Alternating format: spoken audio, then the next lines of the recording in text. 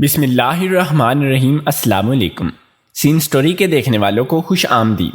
دوستو، اگر آپ نے ہمارے چینل سین سٹوری کو سبسکرائب نہیں کیا تو سبسکرائب کر لیں، شکریہ۔ میری شادی ہوئی تو میرے شوہر نے مجھے شادی کی رات اپنے سب گھر والوں کے بارے میں بتایا۔ اپنی ماں کے بارے میں کہا کہ میری اماں کی ہمیشہ عزت کرنا، لیکن جب اپنے چھوٹے بھائی کا ذکر آیا تو میرے شوہر کا موڈ عجیب سا ہو گیا۔ بولے کہ اس کی عمر تو 15 سال ہے، لیکن اسے بچہ سمجھنے کی غلطی کبھی نہ کرنا۔ وہ بہت ہی شاطر دماغ کا مالک ہے، اس کا ذہن کسی مرد سے بھی زیادہ پختہ اور پکا ہے۔ وہ عورت کو بے وقوف بناتا اور اچھے سے جانتا ہے۔ شوہر کی بات سن کر مجھے حیرت ہوئی تھی کہ وہ اپنے بھائی کے بارے میں ایسا کیسے کہہ سکتے ہیں، جبکہ اس کی عمر بھی محض 15 سال ہی تھی۔ میں نے جب اسے اگلی صبح دیکھا تو وہ واقعی میں بہت ہی معصوم بچہ لگ رہا تھا۔ میں نے اس کے سر پر ہاتھ رکھا اور اسے کہا، تم مجھے بھابھی نہیں باجی کہنا، میں تمہاری بڑی بہن کی طرح ہوں۔ میں نے اپنے شوہر کے ذہن کو بہت ہی منفی جانا تھا۔ میں نہیں چاہتی تھی کہ میری ساس مجھ سے اس بنا پر نفرت کرے کہ میں ان کے ایک بیٹے سے محبت کرتی ہوں اور دوسرا چھوٹا بیٹا جو کہ میری شفقت اور میرے رحم کا مستحق ہے، میں اسے برا رویہ کیوں اپناؤں۔ چنانچہ اسی وجہ سے میں نے اپنی ساس کو یہ محسوس نہیں ہونے دیا کہ مجھے ان کے چھوٹے بیٹے سے کوئی مسئلہ ہے۔ مجھے تو اپنا شوہر پہلے ہی دن سے کچھ شکی مزاج کا معلوم ہوا تھا، اس لیے میں نے انہیں کہہ دیا تھا کہ ایسی کوئی بات نہیں، میں آپ کے سب ہر گھر والوں کو خیال رکھوں گی۔ میرے شوہر نے مجھے کڑی نظر سے دیکھا تھا۔ اگر کچھ اونچ نیچ ہو گئی ہو تو میں تمہیں معاف نہیں کروں گا۔ شوہر کا رویہ بڑا عجیب سا تھا، لیکن میں نے سوچ لیا تھا کہ میں سسرال میں سب کو ساتھ لے کر چلوں گی۔ لیکن اگلی صبح ایک عجیب واقعہ ہوا۔ میں اپنے کمرے میں ہی سو رہی تھی کہ مجھے باہر دروازے پر کسی آہٹ کا احساس ہوا۔ میری آنکھ یکدم کھل گئی تھی کیونکہ میں ہمیشہ سے کچی نیند کی تھی۔ میں نے دیکھا تو باہر ایک سایہ لہرا رہا تھا، لیکن جب اٹھ کر باہر آئی تو وہاں کوئی بھی نہیں تھا۔ ایسا لگ رہا تھا جیسے کوئی مجھے دیکھ رہا ہو یا کوئی میری طاق میں ہو۔ مجھے برا لگ رہا تھا۔ میں نے اور کوئی بات تو نہیں کی تھی، البتہ اپنے شوہر سے پوچھا کہ کیا آپ کا بھائی بری نیت کا مالک ہے؟ تو میرے شوہر نے مجھے غصے سے دیکھا اور بولے، وہ ایسا ہرگز نہیں ہے۔ میرا مطلب بس اتنا تھا کہ وہ شاطر ہے، باقی وہ تمہیں اپنی ماں کی جگہ سمجھتا ہے۔ ایسا کبھی سوچنا بھی مت کہ وہ تمہارا فائدہ اٹھانے کی کوشش کرے گا۔ میرا چھوٹا بھائی ہے اور اس کے ذہن میں ایسا کوئی خیال نہیں ہوتا۔ شوہر کی بات سن کر میں مطمئن ہو گئی تھی۔ یہ بھی یقین آ گیا تھا کہ میرے شوہر نے مجھے بس میرے دیور سے باز رہنے کا کہا ہے، مگر مجھ سے بہت ہی بڑی غلطی ہو گئی تھی جو میں نے اپنے دیور کو چھوٹا بچہ سمجھ لیا، جبکہ اس کی عمر 15-16 سال تھی۔ شوہر نے بتایا کہ انہیں کچھ دنوں کے لیے شہر سے باہر جانا پڑے گا۔ وہ کسی کام کے سلسلے میں جا رہے تھے، اسی لیے میں نے اعتراض نہیں کیا۔ حالانکہ میری شادی کو بھی بس 2 ہفتے ہی ہوئے تھے، لیکن انہیں میٹنگ کی وجہ سے دوسرے شہر جانا پڑا۔ میں نے اپنے شوہر سے کہہ دیا تھا کہ میں انتظار کروں گی اور ان کی امانت میں خیانت نہیں کروں گی، لیکن ان کے جانے کے بعد ایک عجیب واقعہ ہوا۔ شام کو 5 بجے میرے شوہر گھر سے چلے گئے تھے۔ میں رات کے 12 بجے تک جاگتی رہی، مجھے نیند نہیں آ رہی تھی۔ یہ رات کے تقریباً 1 بجے کا وقت ہوگا جب مجھے لگا کہ میرے کمرے میں میرے علاوہ بھی کوئی موجود ہے۔ دروازے پر ہر کسی کی آہٹ ہوتی تھی۔ میں نے زیادہ غور نہیں کیا کیونکہ میں نے دروازے کو اندر سے لاک لگایا تھا۔ ایسا تو ہو ہی نہیں سکتا تھا کہ کوئی دروازہ کھول کر اندر آ جائے، کیونکہ اس کمرے میں چابیاں صرف میرے پاس ہی تھیں۔ لیکن ایسا ہو چکا تھا، کوئی میرے کمرے میں آ گیا تھا اور اب مجھے حیرت ہو رہی تھی کہ وہ کون ہے۔ اب تو میرا شک بس جن بھوت کی طرف ہی جا سکتا تھا، لیکن ایسا کیسے ہو سکتا تھا؟ میں جلدی سے ہڑبڑا کر اٹھ بیٹھی۔ تب ہی مجھے کسی کے چلنے کی آواز آئی۔ کمرے میں محسوس ہوئی، ڈر سے دل بیٹھ رہا تھا۔ میں وہیں پر ساکت ہو کر بیٹھ گئی۔ پھر تقریباً 2 ہی منٹ گزرے تھے کہ ہلکی سی روشنی مجھے دکھائی دی۔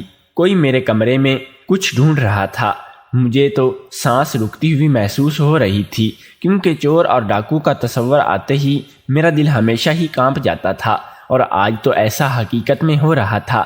میں اپنے بیڈ پر یوں ہی بے جان بیٹھی رہی، جیسے اگر ہلی تو کوئی گولی میرے وجود سے آر پار کر دے گا، اور پھر جیسے ہی اس وجود نے دروازے کی طرف قدم بڑھانے میرا شک یقین میں بدل گیا۔ وہ کوئی چور ہی تھا۔ پیچھے میں نے ہلکی سی چیخ ماری اور فوراً اٹھ کر کمرے کی لائٹ آن کر دی، لیکن میری حیرت کی انتہا نہ رہی جب چور میرے کمرے سے نکل کر سیدھا میرے دیور کے کمرے کی طرف جاتا ہوا محسوس ہوا تھا۔ میں چیختی ہوئی باہر آ گئی۔ میں نے اپنی ساس کو بھی بلایا، انہیں بتایا کہ میرے کمرے میں ایک چور آیا تھا اور اب وہ میرے دیور کے کمرے میں چلا گیا ہے۔ میری ساس کو یقین نہیں آ رہا تھا، بولیں کہ ایسا کیسے ہو سکتا ہے؟ گھر کے سبھی دروازے بند ہیں، چور آتا تو میرے بھی کمرے میں آتا، اور پھر اگر ڈاکہ ڈالنے کی نیت سے ہوتی تو اتنے آرام سے کیوں آتا؟ چور اور ڈاکو کسی سے ڈرتے نہیں ہوتے، وہ تو بس حملہ کر دیتے ہیں۔ میں نے اپنی ساس سے لا علمی کا اظہار کیا۔ کہنے لگی کہ تمہیں خواہ وہم ہوا ہے۔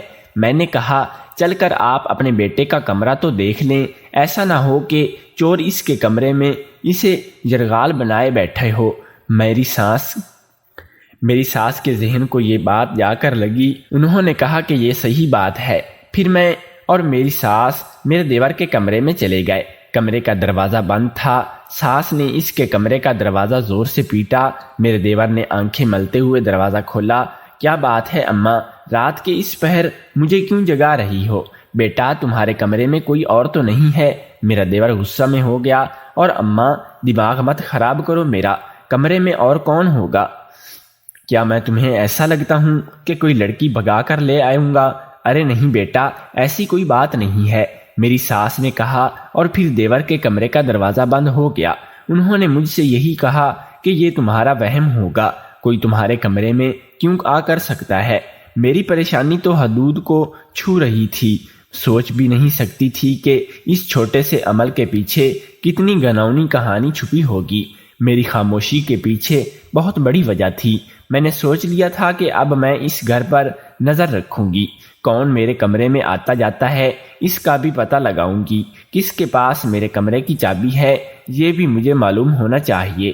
لیکن اس حد تک پہنچتے ہی میرے ساتھ کیسے کیا ہو جائے گا یہ تو میں نے سوچا بھی نہیں تھا۔ اگلی صبح میرا شوہر بھی اچانک سے گھر آ گیا، حالانکہ وہ ایک ہفتہ کا ہی کہہ کر گئے تھے۔ میں نے انہیں گھر میں دیکھا تو میں حیران ہو گئی۔ میں نے پوچھا آپ کیسے آئے؟ وہ بھی مجھے اطلاع کیے بنا۔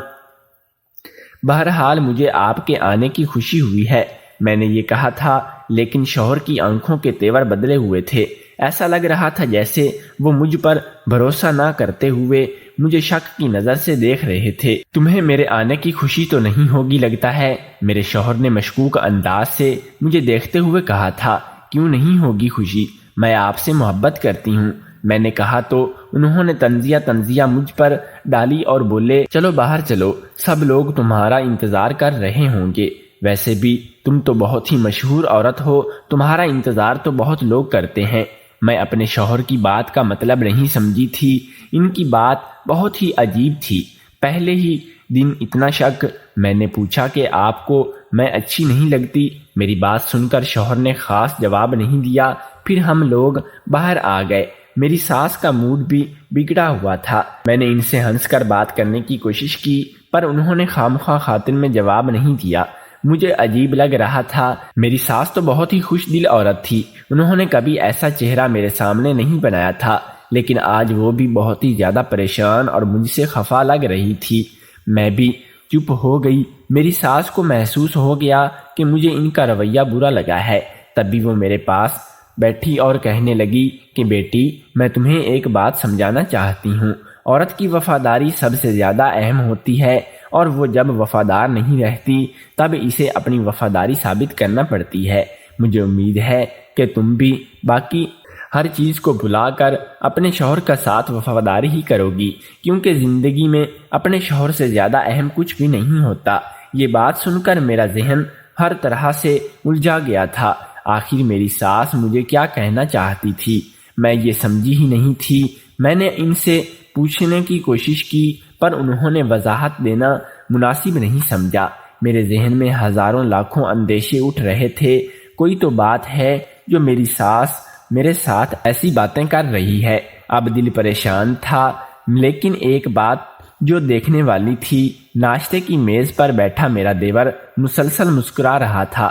اس کی مسکراہٹ ایسی تھی جیسے اس نے بہت بڑا معرکہ فتح کر لیا ہو۔ میری نظریں اس سے چار بے چار ہوئیں تو اس نے فاتحانہ مسکراہٹ کے ساتھ مجھے دیکھا۔ میں سمجھ گئی تھی کہ ضرور اس کے پیچھے کوئی نہ کوئی میرے دیور کی بھی چال ہے، کیونکہ بلا وجہ تو میری ساس اس طرح رویہ اختیار نہیں کرتی۔ میں نے یہ سوچ لیا تھا کہ اب میں اپنے دیور پر بھروسہ کبھی نہیں کروں گی، اس سے سختی سے پیش آؤں گی، اس سے کوئی ایسی بات نہیں کروں گی جس سے وہ میری کمزوری بنا سکے۔ تھوڑی دیر بعد وہ خود ہی میرے پاس آ گیا، بولا کہ بھابی مجھے آپ سے 1000 روپے چاہیے۔ میں نے غصے سے اس کی طرف دیکھا۔ تمہیں کیا لگتا ہے کہ میں کوئی بے وقوف ہوں جو تمہیں پیسے دوں گی؟ میرے پاس اپنی شادی کی سلامی کے پیسے ہیں، وہ تو میں بس اپنی ماں باپ کو ہی دوں گی۔ میری بات سن کر وہ ہنس پڑا۔ کیونکہ نہیں دیں گے؟ میں آپ کا بھائی ہوں، محافظ بھی ہوں، لیکن میں تو خطرناک بھی ہو سکتا ہوں۔ کیا کہا تم نے؟ خطرناک ہو سکتے ہو؟ وہ کیوں؟ میں نے حیرت سے پوچھا۔ میں اس کی باتوں میں الجھنا نہیں چاہتی تھی، لیکن وہ مجھے الجھا رہا تھا۔ بھابی دیکھے نا، اگر میں خوش نہیں ہوں گا تو نہیں ہوں گا، کوئی بھی آپ سے ٹھیک سے بات نہیں کرے گا، لیکن یقین مانیں اگر آپ مجھے 1000 روپے دے دیں گی تو بھیا اور امی دونوں ہی آپ سے خوش ہو جائیں گے اور آپ سے اچھی اچھی باتیں کریں گے۔ آپ دیکھ لینا، میں ہوں ہی ان کا لاڈلا، جو میں کہتا ہوں وہ مان لیتے ہیں۔ اچھا ٹھیک ہے، میں تمہیں 1000 تو دے دوں گی، لیکن اس بات کی کیا گارنٹی ہے کہ وہ ہمیشہ میرے ساتھ اچھے رہیں گے؟ لیکن اس کی فیس لگے گی۔ میرے دیور نے شاطرانہ انداز میں کہا۔ آپ ہر ہفتے میں مجھے 1000 روپے دے دیا کرنا، اماں اور بھائی کو ہینڈل کرنا میرا کام ہے۔ اچھا، وہ کس خوشی میں؟ میں نے دل میں سوچا، لیکن بظاہر اس نے وعدہ کر لیا کہ میں ایسا ہی کروں گی، ہر ہفتے اسے 1000 روپے دیا کروں گی۔ پھر رفتہ رفتہ چیزیں بدلنے لگی تھیں۔ مجھے دل میں بہت ہی غصہ بھی تھا۔ میں کبھی بھی کسی کو اس طرح ڈر کے مارے پیسے نہیں دیتی تھی، لیکن کچھ نہ کچھ غلط تھا جو میرے ساتھ ہونے جا رہا تھا۔ اس بات کا احساس ہوتے ہی میں نے اپنے دیور کی بات پر اعتراض کرنے کے بجائے اس سے پیسے دینا شروع کر دیے تھے۔ اب گھر میں سب کا مزاج بہت ہی اچھا تھا، سارے ہی مجھ سے خوش تھے۔ میری ساس نے بھی کوئی اعتراض نہیں کیا تھا، شوہر نے بھی شک کرنا بند کر دیا تھا، لیکن دل میں ایک عجیب سا خوف تھا۔ پھر ایک رات میرے کمرے میں میرے دیور آ گیا اور کہنے لگا کہ بھابی مجھے کچھ زیادہ پیسوں کی ضرورت ہے۔ میں نے کہا کہ میں تمہیں 1000 روپے دے سکتی ہوں، اس سے اوپر میرے پاس بھی نہیں ہے۔ آپ کے پاس بہت پیسے ہیں بھابی، میں اچھی طرح جانتا ہوں۔ اس نے بڑی ڈٹائی سے جواب دیا تو میں حیران رہ گئی۔ بس آپ مجھے 5000 روپے دے دیں، آخری بار، باقی پورے مہینے کی قسطیں معاف ہیں۔ مجھے اس وقت کوئی بتا خور لگ رہا تھا۔ ایسے مت کہو، کسی نے معاف کرنے والے تم ہوتے کون ہو؟ میں نے تمہارا کیا بگاڑا ہے جو تم مجھے دھمکیاں دے رہے ہو؟ میں غصے میں اٹھ کھڑی ہوئی۔ آپ سے پیسے ہی تو مانگ رہا ہوں، پیسے کے بدلے میں اپنی خدمات سر انجام دوں گا۔ آپ کو منظور ہے تو ٹھیک ہے، ورنہ اگر آپ مجھ سے دشمنی کرنا چاہتی ہیں تو آپ کی مرضی، میں زیادہ رکوں گا نہیں۔ ہر انسان کی اپنی قبر ہوتی ہے۔ میں اس کی باتیں سن کر حیران ہو گئی۔ تم ہو کتنی بڑی بڑی باتیں کرتے ہو، میں نے کہا تو وہ مکاری اور عیاری کے ساتھ مسکرا پڑا اور بولا، دیکھیں بھابی، میں زیادہ باتیں کرنے کا قائل نہیں ہوں، میں عمل کرتا ہوں اور میرا عمل آپ کے لیے خطرناک بھی ہو سکتا ہے۔ کیوں تم کوئی جادو کر رہے ہو؟ میں نے اس سے پوچھا۔ جادوگر نہیں ہوں، لیکن میں جو کرتا ہوں جادو سے بڑی تباہی لا سکتا ہے، یہ آپ جان لیجئے۔ یہ کہہ کر وہ تو چلا گیا اور اس نے مجھے شام تک کا وقت دیا کہ میں اسے 5000 روپے دے دوں، ورنہ میں نتائج کی ذمہ دار تو خود ہی ہوں گی۔ میں اس بات کو بھول پال کر گئی تھی۔ شام کے وقت میرے کام والی نے کہا کہ آپ کو ساسو ماں بلا رہی ہیں، اوپر چھت پر چلی جائے۔ میری ساس اکثر چائے کے وقت مجھے اپنے پاس بٹھا کر اپنی پرانی باتیں سنایا کرتی تھیں، اسی وجہ سے میں ان کے پاس بیٹھی ان سے بہت کچھ سیکھتی تھی اور ان کے دل کا بوجھ بھی ہلکا ہو جاتا تھا۔ لیکن آج میری ساس چھت پر چلی گئی تھی۔ یہ بات عجیب تھی، شام کے وقت وہ مجھے بھی چھت پر جانے سے منع کیا کرتی تھی۔ اکثر جنات وغیرہ مغرب کے بعد ہی گھر سے نکلتے ہیں۔ نئی نویلی دلہنوں کو چھتوں پر یا پھر ایسے کھلے ماحول میں جانے سے گریز کرنا چاہیے۔ تو پھر آج میری ساس نے رات کے 8 بجے مجھے چھت پر کیوں بلایا تھا؟ یہ بات حیران کر دینے والی تھی، لیکن ابھی 7:55 ہو گئے تھے۔ میں نے سوچا کہ جلدی سے اوپر جا کر دیکھ ہی لیتی ہوں، 2-4 باتیں بھی ہو جائیں گی، وجہ بھی معلوم ہو جائے گی۔ لیکن وہ جیسے ہی چھت پر گئی، چھت کا دروازہ پیچھے سے بند کر دیا گیا۔ مجھے سمجھ آ گئی تھی کہ کچھ غلط ہو رہا ہے، لیکن میں نے چیخنا چلانا مناسب نہیں سمجھا۔ 2 ہی منٹ گزرے تھے کہ چھت کی دیوار پھیلان کر ایک شخص میرے سامنے آ کھڑا ہوا۔ میں اسے وہاں دیکھ کر حیران تھی۔ حاضر، تم میرے منہ سے نکلا۔ مجھے تمہاری بہت فکر ہو رہی تھی۔ بتاؤ تم اب کیسی ہو؟ میں تو بالکل ٹھیک ہوں، پر تم یہاں کیوں آئے ہو؟ خدا کے لیے یہاں سے چلے جاؤ۔ ابھی میں یہ کہہ کر ہی رہی تھی کہ چھت کا دروازہ کھلا، ساتھ ہی وہ دیوار پھیلان کر وہاں سے چلا گیا۔ تم کس سے باتیں کر رہی تھی؟ میرے شوہر نے آنکھوں سے شعلے برساتے ہوئے مجھ سے پوچھا۔ میں تو کسی سے بھی باتیں نہیں کر رہی تھی، میں نے ان سے کہا، اور ساتھ ہی میری تو زبان کانپنے لگی تھی۔ میرے قدم لڑکھڑانے لگے، میں زمین پر گرتے گرتے بچی۔ میرے شوہر نے مجھے سنبھالا اور مجھے اٹھا کر نیچے لے گئے۔ میری طبیعت واقعی میں خراب ہو چکی تھی۔ مجھے ہسپتال لے جایا گیا۔ میرے ہاتھ پاؤں ٹھنڈے پڑ گئے تھے۔ میرے شوہر کو لگا شاید میں نے کوئی جن بھوت دیکھ لیا ہے، لیکن ڈاکٹر نے ہمیں خوشخبری سنائی کہ میں امید سے ہوں۔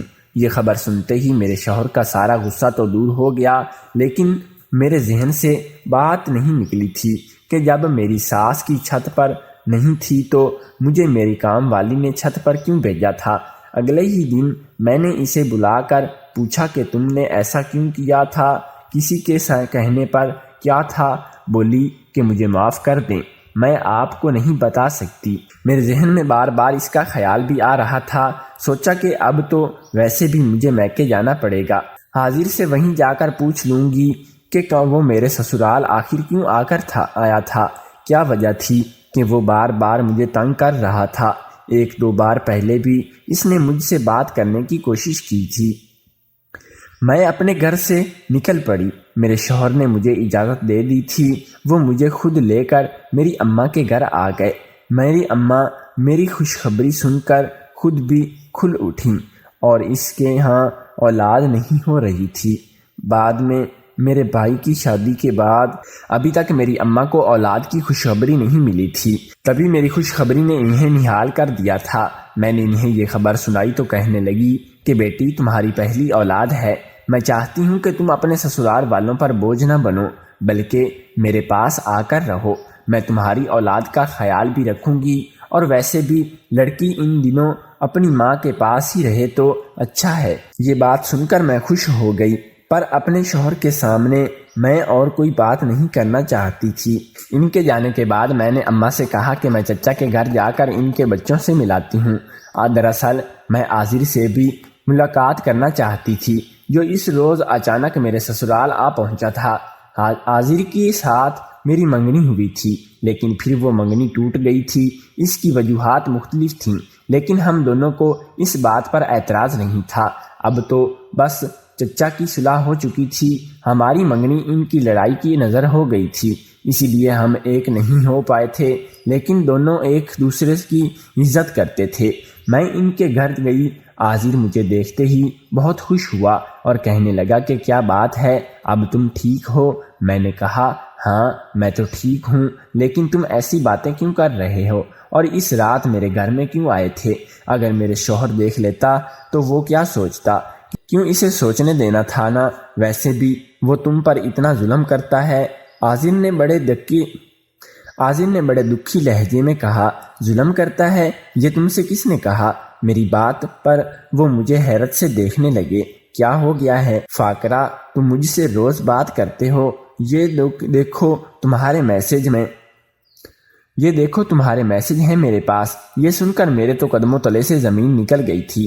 میں نے اس کے ہاتھ میں اس کا موبائل لے کر دیکھا تو اس میں واقعی میں کتنے میسج کر رہا تھا، باتیں کر رہا تھا، کہہ رہا تھا کہ میں یہاں خوش نہیں ہوں، مجھے آ کر لے جاؤ۔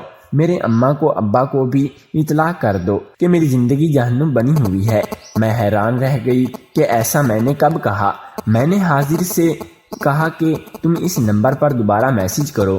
اس نے میرے سامنے ہی میسج کیا تو فوراً جواب آ گیا۔ میں نے کہا دیکھو میں تو تمہارے سامنے کھڑی ہوں، اگر یہ میں ہوتی تو پھر میں ہی تم سے بات کر رہی ہوتی، لیکن یہ کوئی اور ہے۔ میں نے اپنے دیور پر بھی شک کر ہی لیا تھا۔ میرا شک بالکل صحیح نکلا، کیونکہ جب عاذر نے نمبر پر فون کرنے کی کوشش کی تو اس نے نمبر ہی نہیں اٹھایا۔ کہا کہ میں اپنے میکے میں ہوں، مجھ سے وہیں آ کر مل لو۔